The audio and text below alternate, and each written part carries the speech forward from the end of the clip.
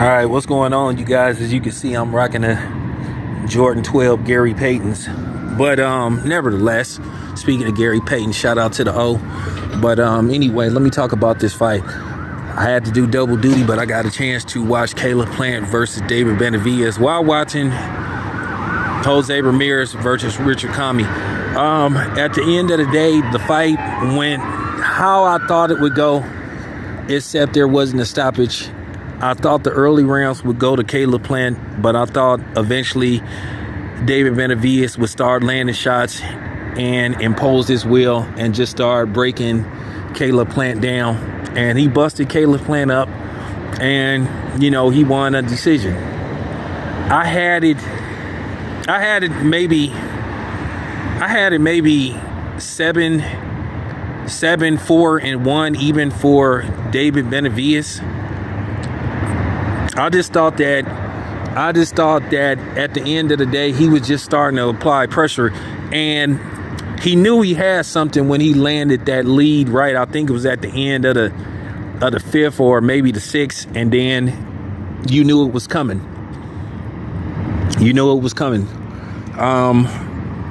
Caleb Plant seems to have stamina issues because he seems to gas like after the 7th or 8th round.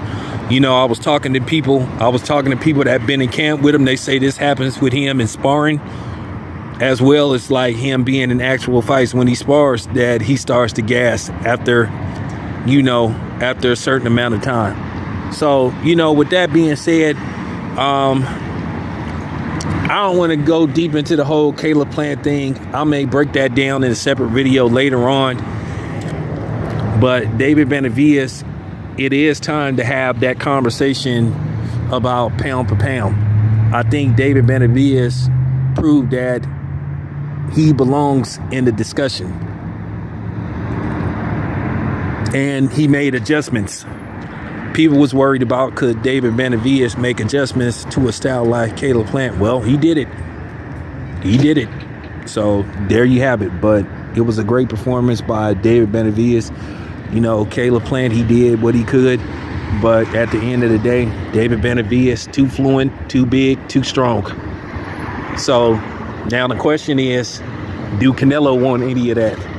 And at the end of the day, Canelo is going to have to do some decision making, because he eventually going to have to see David Benavidez to get his respect, because that would be the perfect fight for Canelo. But after what I saw tonight, I think that David Benavidez would be a very, very difficult fight for Canelo. I think the only way Canelo could win that fight is for him to catch David Benavidez and hope that he can hurt him. But David Benavidez seemed to have a good chin.